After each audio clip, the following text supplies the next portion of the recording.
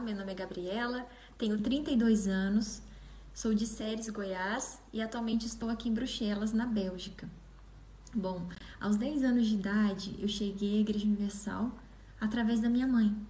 Na época ela sofria muito com depressão, insônia, ouvia vozes, ela via vultos e ela foi desenganada pela medicina.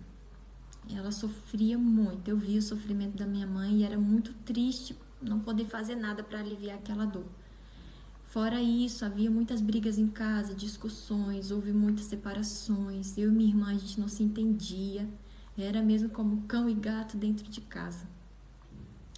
E um dia, já sofrendo tanto, né? A família quis ajudar e chamaram, na época a gente fazia parte de uma igreja, de uma denominação, e chamaram o grupo de oração dessa denominação para orar pela minha mãe, porque ela já não aguentava mais de tanta dor. Eles vieram, fizeram a oração e pela primeira vez o mal manifestou na minha mãe. A gente nunca tinha visto aquilo, nem sabia da existência disso.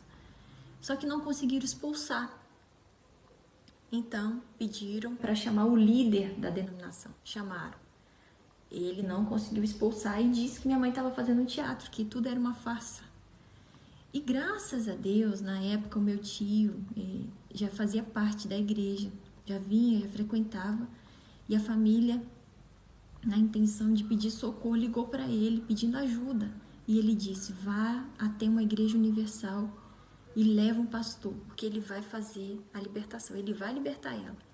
E graças a Deus, já era de madrugada, mas encontramos a igreja.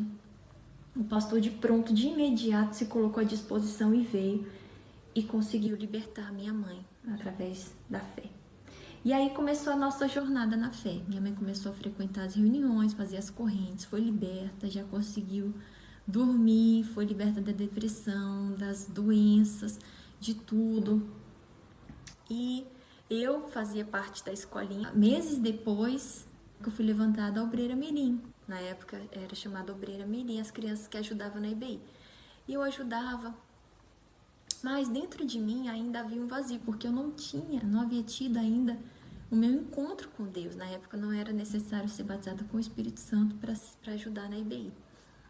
E havia um vazio muito grande dentro de mim, muito grande, uma tristeza.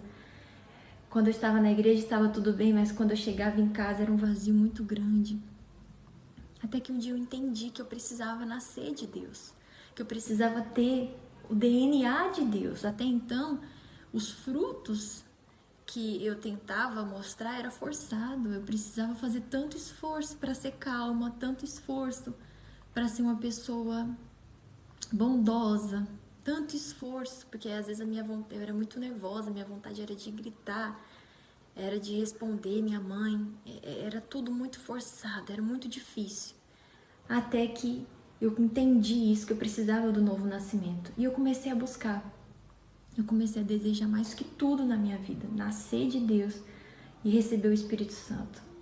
Então foi dos 13 para os 14 anos, eu me entreguei de fato e de verdade. Aos 14 anos eu recebi o Espírito Santo.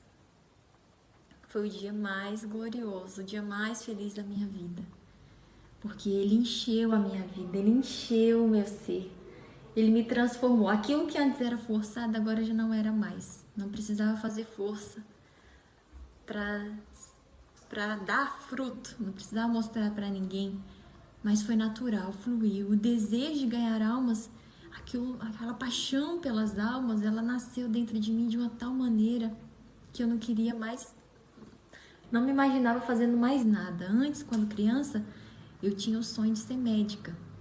Desde pequenininha, até a família, meus pais falavam: ela vai ser médica. E eu falava: eu vou ser médica, quando crescer eu vou ser médica.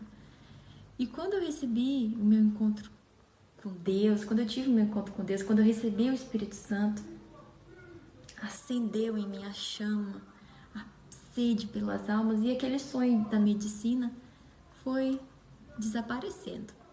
Eu, na época, não deixei de estudar, continuei na escola sendo aluna dedicada, até porque um dia eu ouvi numa pregação, o bispo ele disse assim: se você quer fazer a obra de Deus no altar, não pense você que a obra de Deus é cabide para esposa e pastor derrotado. Não, você tem que vencer primeiro. Vence aí fora.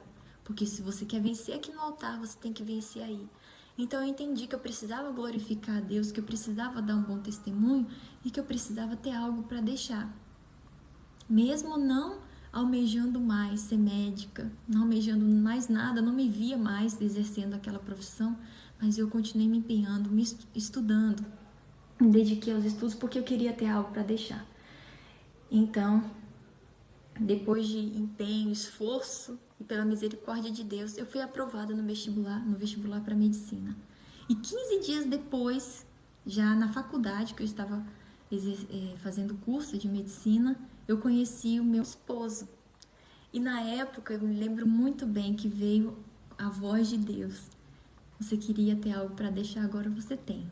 Na época foi muito difícil foi uma guerra porque meu pai, a família não aceitou, porque imagina só, você abandonar os estudos assim, porque você ia casar com o pastor, não foi fácil, foi uma guerra mesmo. Meu pai na época saiu da igreja, foi algo assim que veio mesmo para tentar me desanimar, mas aquilo só fortaleceu ainda mais a minha fé. E como a faculdade não era 100% pública, o meu pai, na época, ele queria vender a casa, a única propriedade que tínhamos na época, para pagar todo o curso, 6 anos de medicina. E eu não pude deixar ele fazer aquilo, porque eu sabia que antes dos 6 anos, Deus ia me chamar. Era uma certeza muito grande.